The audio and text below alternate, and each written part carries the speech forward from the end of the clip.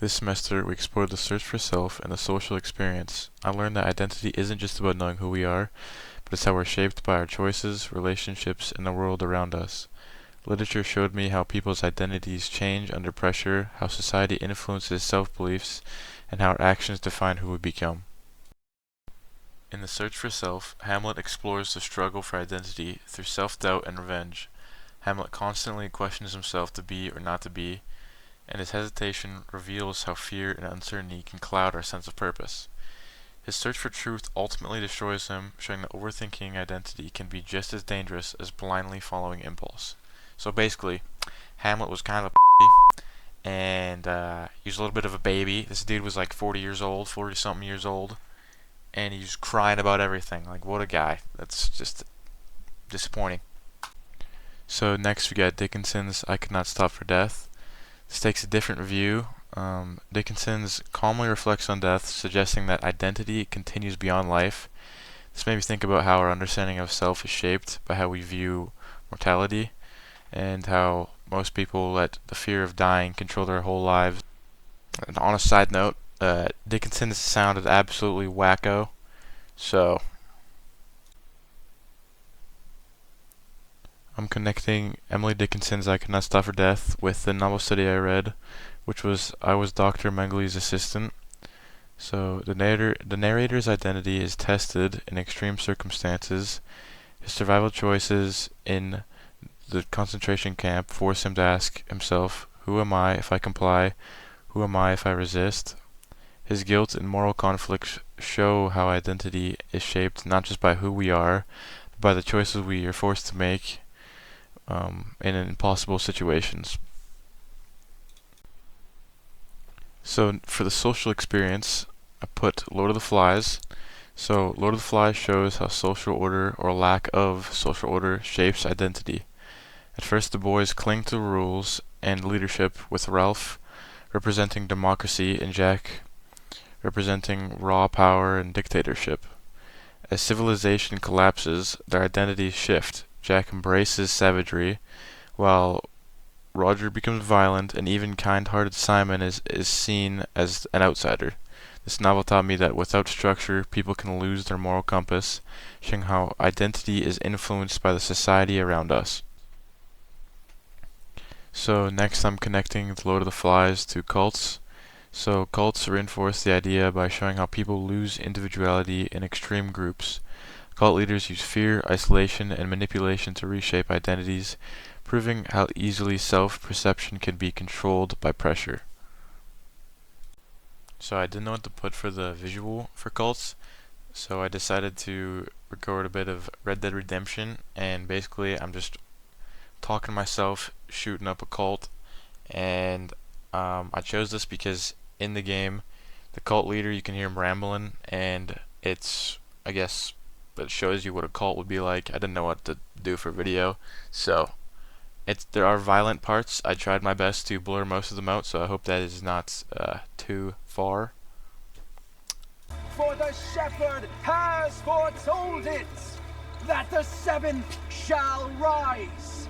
I must fall.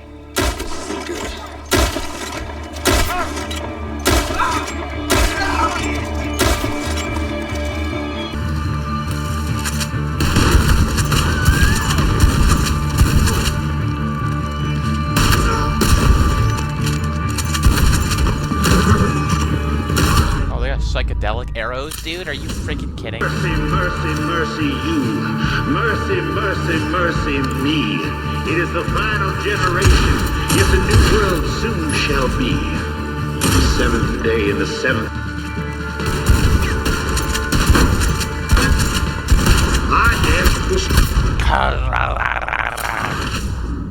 Are you kidding me?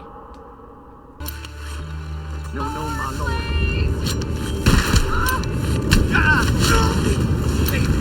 Oh my god. To fear is to not be awakened, or shine down upon us. In death we shall ascend to Oh, the you bot. highest rings of the celestial world, and Where's this guy? Bro, there's no mercy she will Ah!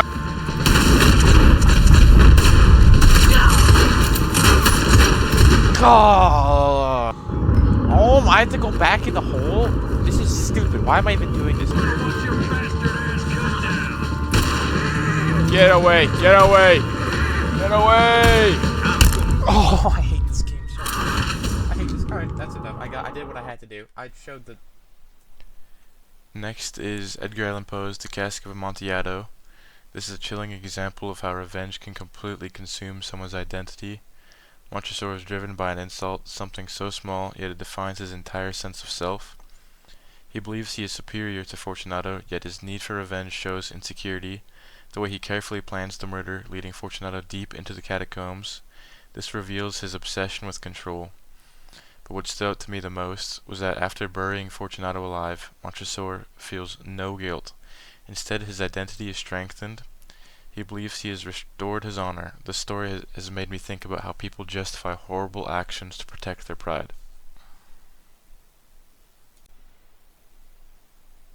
So next up after the Amontadildo is another Edgar Allan Poe story. This one is The Black Cat.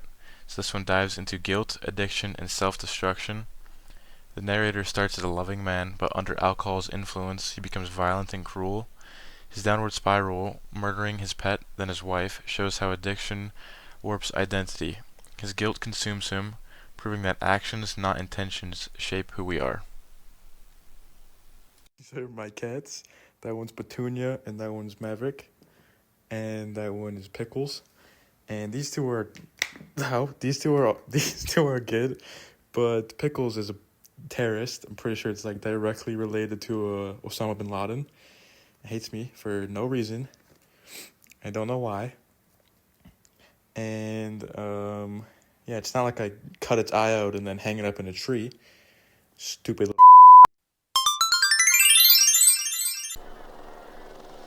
So my takeaways from this semester are that I learned that identity isn't just something we discover, it's something that we create. Hamlet and Dickinson showed me that self-reflection shapes identity.